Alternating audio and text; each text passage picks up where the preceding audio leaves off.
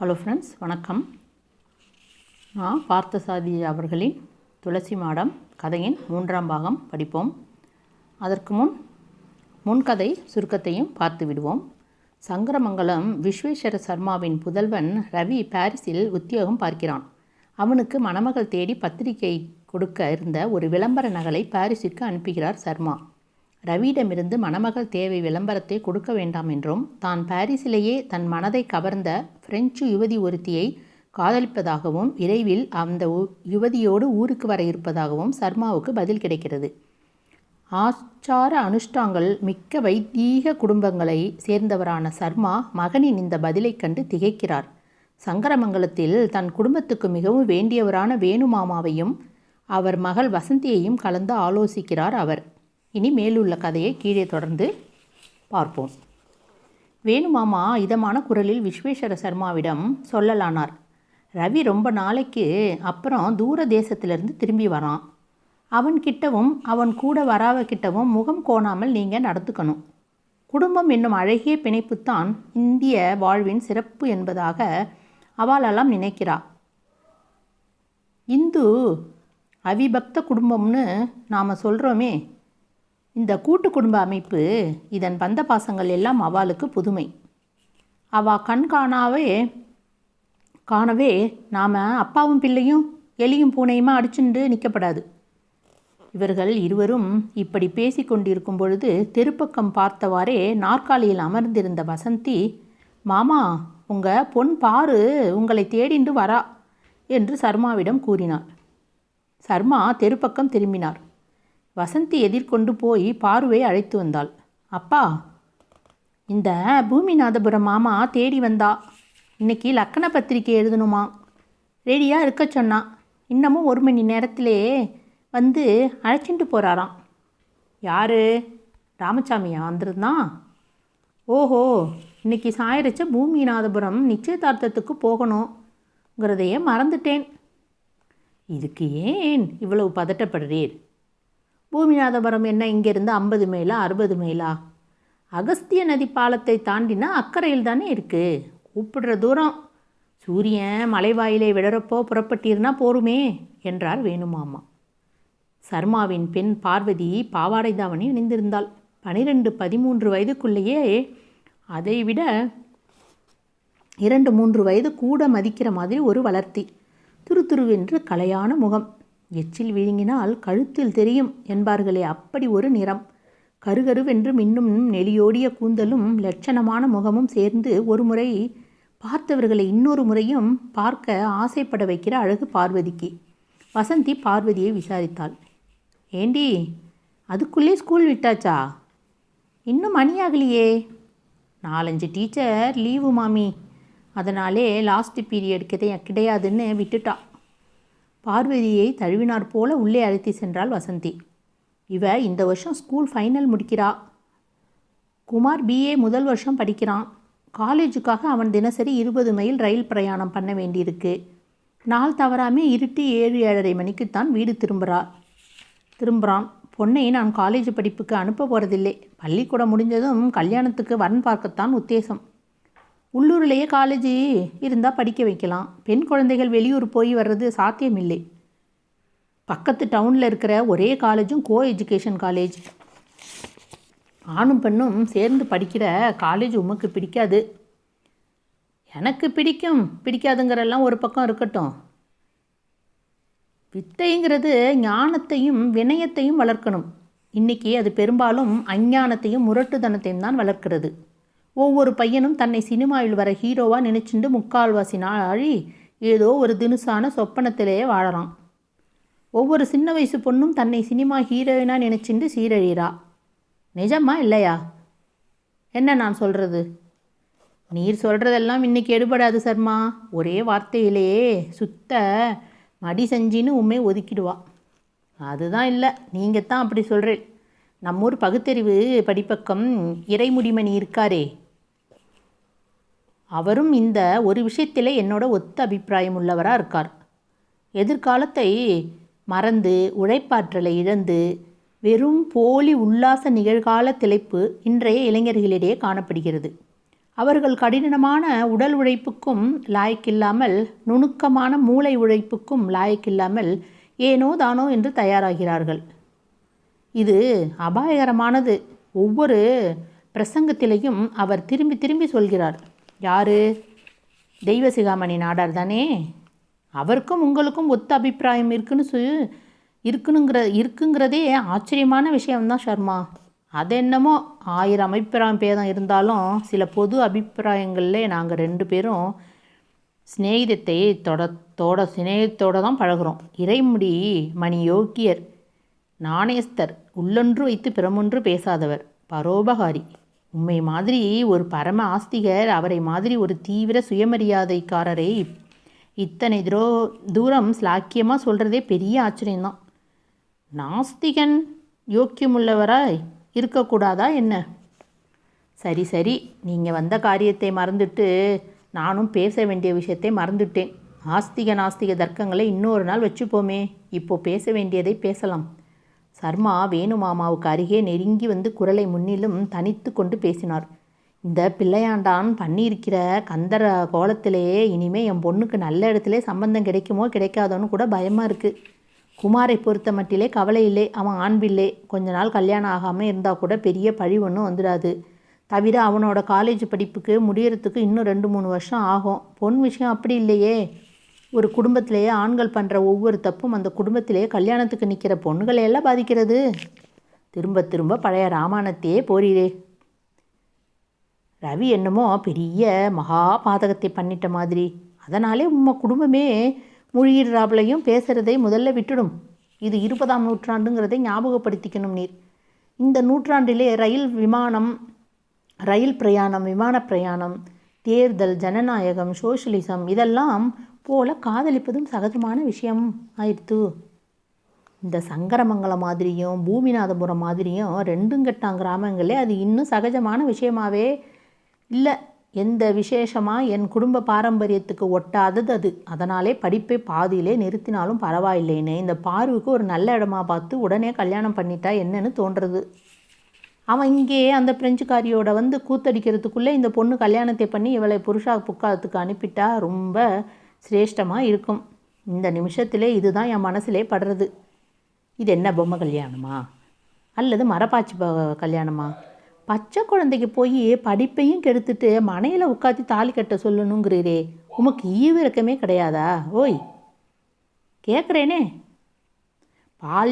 பால்ய விவாகம் ஒன்றும் வினோதம் இல்லையே.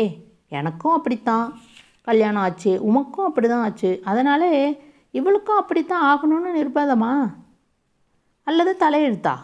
என்னோட பிள்ளையாண்டாம் பண்ணியிருக்கிற கூத்தை பார்த்து அப்படி தோணித்து தானே சொன்னேன். அதெல்லாம் ஒன்றும் தோண வேண்டாம். மேலே ஆக வேண்டிய காரியத்தை கவனியும்.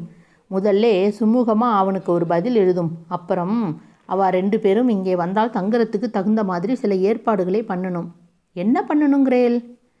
பிரெஞ்சுக்காரர்களுக்கு பிரைவேசி ரொம்ப முக்கியம். மேல்நாட்டுக்காரர் எல்லாமே பிரைவேசியை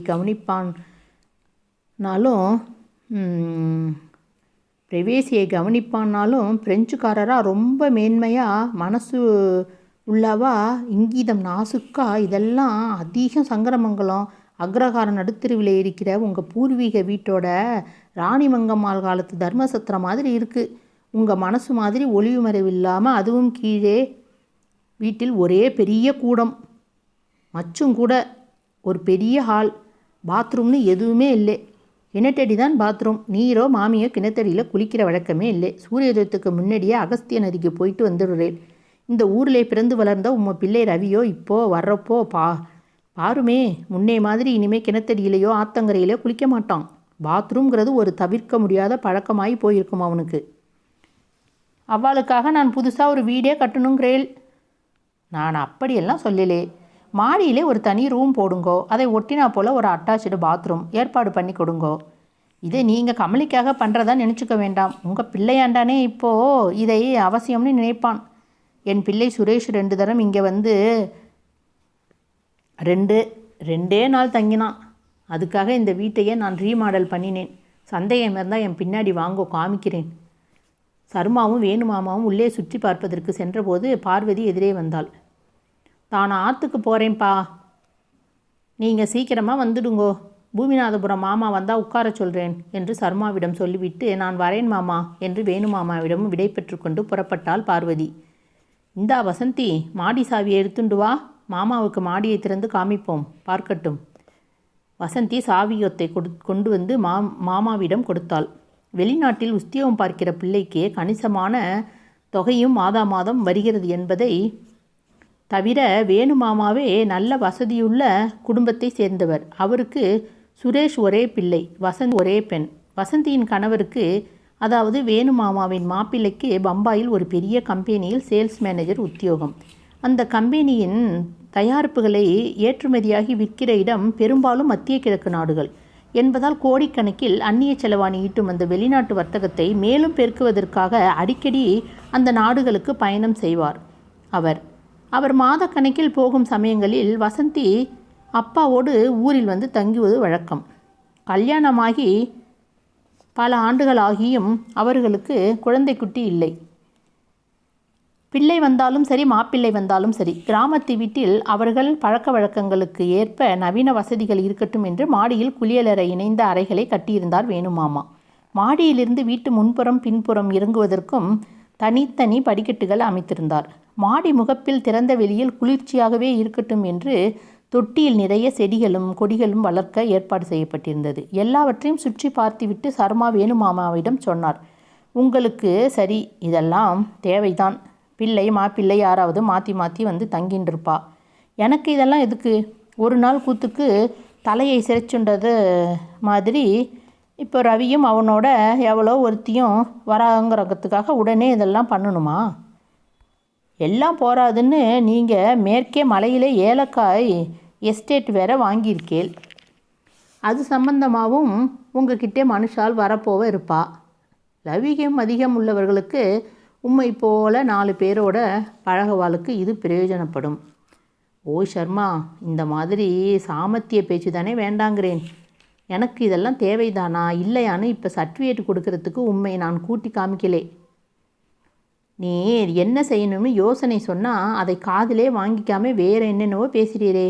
சர்மாவும் வேணுமாமாவும் இப்படி பேசி கொண்டிருப்பதை கேட்டபடி அருகில் நின்ற வசந்தி ஒரு யோசனை சொன்னாள். மாமாவுக்கு ஒன்றும் ஆட்சேபனை இல்லைன்னா கமலியும் ரவியும் கொஞ்ச நாள் இங்கேயே தங்கிக்கலாம். நான் பம்பாய் திரும்புறதுக்கும் 1 மாதம் 2 மாதம் ஆகும். அதுவரை கமலிக்கு நானே பேச்சு துணையாக இருக்கலாம். உங்கள் ஆத்திலே நீங்களும் வைதிகம் மாமியும் படு ஆச்சாரம் பார்க்க போனால் மாமி உங்களை விட கடுமையான வைதிகம்னு சொல்லணும். அத்தனைக்கு நடுவிலே வராவளையும் சிரமப்படுத்திண்டு நீங்களும் சிரமப்படுறதை விட சுலபமாக இங்கே வந்து தங்கிக்கலாம். இதற்கு சர்மா உடனே பதில் எதுவும் சொல்லவில்லை. ஆனால் வேணுமாமா இந்த அருமையான யோசனையை கூறியதற்கு தன் மகளை பாராட்டினார். நல்ல ஐடியா வசந்தி, இந்த யோசனை எனக்கு தோணலையே. பேஷான காரியம். இங்கேயே அவளை தங்க வச்சிடலாம்.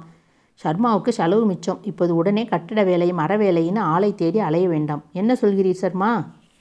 சர்மா பதில் எதுவும் சொல்லவில்லை. ஏதோ யோசனையில் மூழ்கினார் போல் இருந்தார் அவர். உடனே அந்த பிரச்சனையை அப்படியே விட்டுவிட்டு வீட்டில் சுரேஷுக்கு போடலாம் என்று எப்போதோ வாங்கி வைத்திருந்த ஒரு ஏரோகிராம் தாளை எடுத்து வந்து சர்மாவிடம் நீட்டினாள் வசந்தி. நீங்கள் இப்போது பூமிநாதபுரம் போகிறேன். நாளைக்கு post office aerogramme வாங்கவோ leave. Aerogramme வாங்கவோ எழுதி போடவோ முடியாது. இப்போது 2 வரி எழுதி கொடுத்துருங்கோ மாமா, நானே போஸ்ட் பண்ணிடுறேன். அவள் குரல் அவரிடம் கெஞ்சாத குறையாக குழைந்தது. முதலில் அவர் தயங்குவதாக பட்டது. அப்புறம் வசந்தியின் முகதாட்சணிக்காக மனசு இலகினார் அவர். பேனா இருந்தா கொடுமா, நான் கொண்டு வரலே.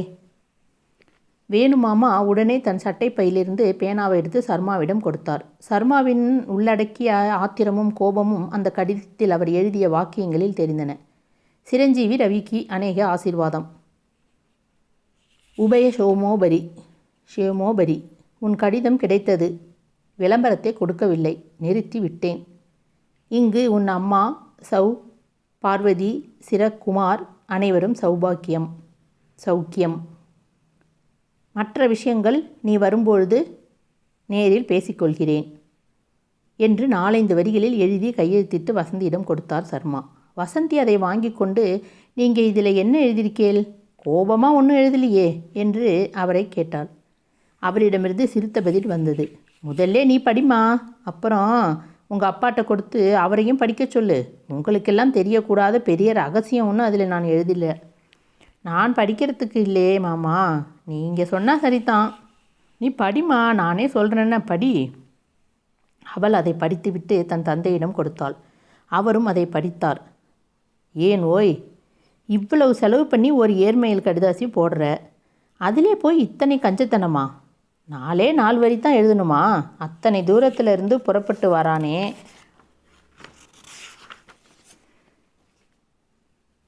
எழுதியிருக்கிற புறப்பட்டு வர பிள்ளையாண்டனுக்கு உன் வரவை ஆவலோடு எதிர்பார்க்கிறேன் அப்படின்னு ஒரு வரி தாராளமாக எழுதலாமே.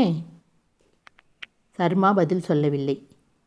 மாமாவை கஷ்டப்படுத்தாதீங்கப்பா, எல்லாம் இவ்வளவு எழுதியிருக்கிறது போதும், சரியாகத்தான் எழுதியிருக்கார். வேணு மாமாவிடம் அவர் பெண் வசந்தியும் சர்மாவும் விடை பெற்று கொண்டு புறப்பட்ட போது அங்கே தங்குற விஷயமா என்ன முடிவு பண்ணுறேன்னு யோசனை பண்ணி அப்புறமா சொல்லுங்கோ என்றார் வேணு மாமா.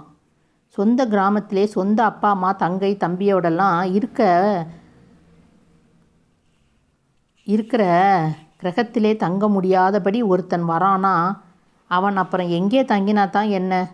இந்த ஊர்லேயே நீங்கள் சொல்கிற மாதிரி பாத்ரூம் வசதி தங்குற வசதியோட ஆத்தங்கரையிலே ஹைவேலே பிடபிள்யூடி பங்களா, மலையடிவாரத்திலே ஃபாரஸ்ட் ரெஸ்ட் ஹவுஸ் எல்லாமே கூட இருக்க.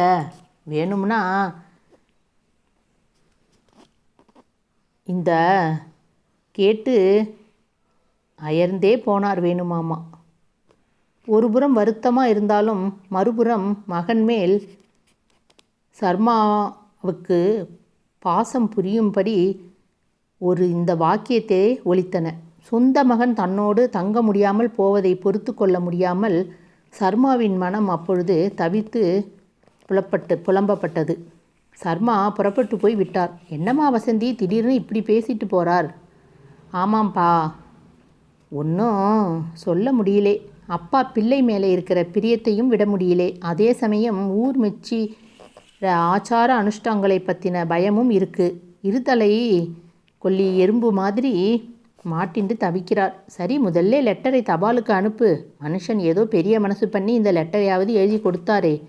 வசந்தி அந்த ஏரோகிராமை ஒட்டி ரவியின் பாரின் முகவரிக்கு தெளிவாக அட்ரஸை எழுதி எடுத்துக்கொண்டு போய்கொண்டு இருந்தாள்.